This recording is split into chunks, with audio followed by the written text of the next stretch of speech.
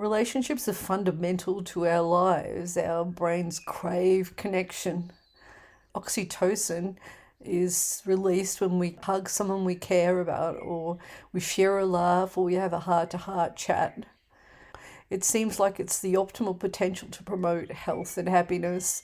It helps boost the immune system and reduce stress when we're in a happy relationship. And when I'm working with couples, I'm able to create a foundation for ongoing growth that is probably the most profound impact I can have on each of the individuals in the relationship. I'm providing them with a lifelong support and an opportunity, if they have had a difficult childhood, to heal their past traumas and past experiences. Because we know secure relationships help us with our emotional regulation.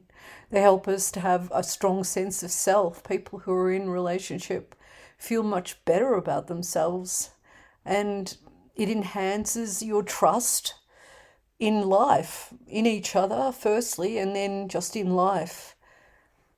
Secure attachment or secure relationships provide resilience for us to just bounce back from setbacks.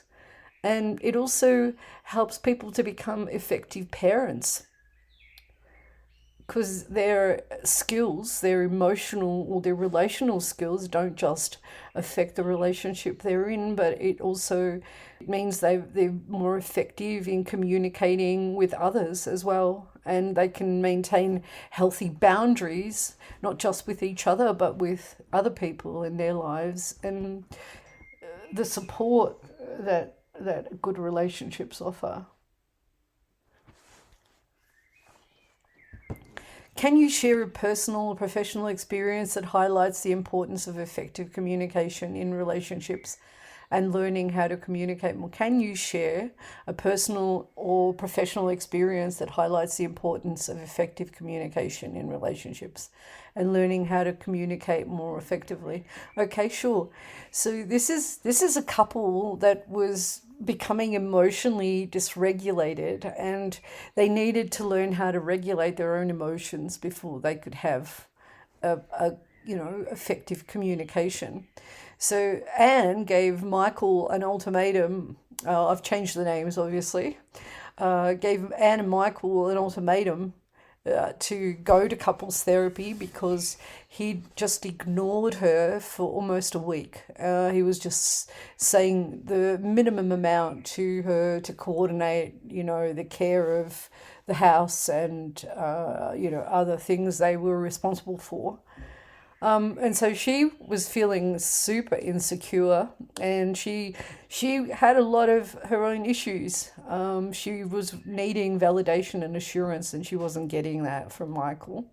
And Michael had PTSD and a highly stressful job. So he was easily emotionally flooded. They were both becoming emotionally flooded.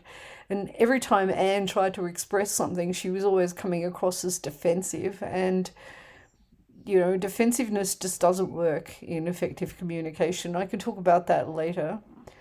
And Michael, he was triggered all the time by her, expressing her feelings so intensely. And he didn't want to create any more, trouble, and so he withdrew. So often when men withdraw from a conversation like that, they're feeling very, they're afraid that if they say anything else, it's just going to make the situation worse. So they just withdraw. And it is commonly men, like in 85% of cases, it's usually men who are the ones who are withdrawing, or what the Gottmans call, in Gottman's couple therapy, what they call as stonewalling. They're like a stone wall, they're not reacting.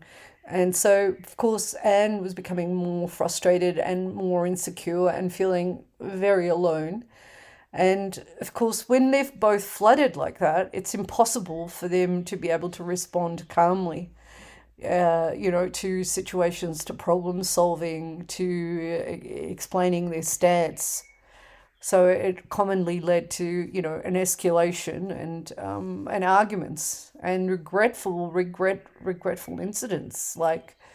So it was important for them, first of all, to become aware of their feelings and recognizing the importance of being vulnerable. Because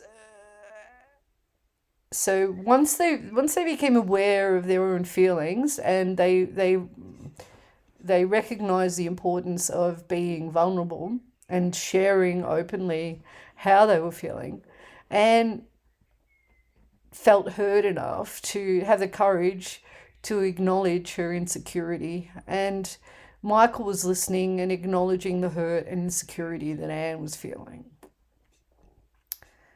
Michael was disclosed how inadequate he was feeling, and also gave Anne time. Also needed to give Anne time to rebuild the trust after the hurt. Because when people ignore us like that, it affects us very, even just being scoffed at or ignored is very hurtful in a relationship. We react almost like babies. We're no different. We even as adults, we need a secure attachment. We need somebody, to affirm us, to tell us that we're okay. So they recognized when they were flooding, and they learned how to self-soothe. So, there's lots of ways to self-soothe. Meditation is a really wonderful way if you can do it. Going for a walk, but not ruminating about the problem while you're going for the walk. And so they learned to talk when they're calm and to take breaks when they were heated up to regain composure. And Anne learned how to express her insecurities calmly, not defensively, like using I statements, like I feel sad when you and I don't talk to each other.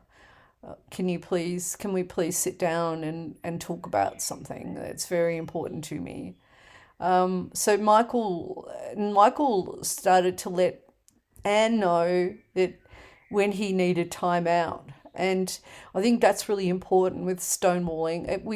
It's possible for anybody to get heightened if they're triggered, as their old emotions are triggered. So just letting people know that you need time out, and when you'll be back to talk about it is all that's really needed, because then that doesn't make the other person feel, helpless and alone. So another thing they learnt to do is to actively listen to each other and to validate their feelings. We need our feelings validated. We need somebody to say, yes, I understand you feel like this, and it's understandable that you should feel that way.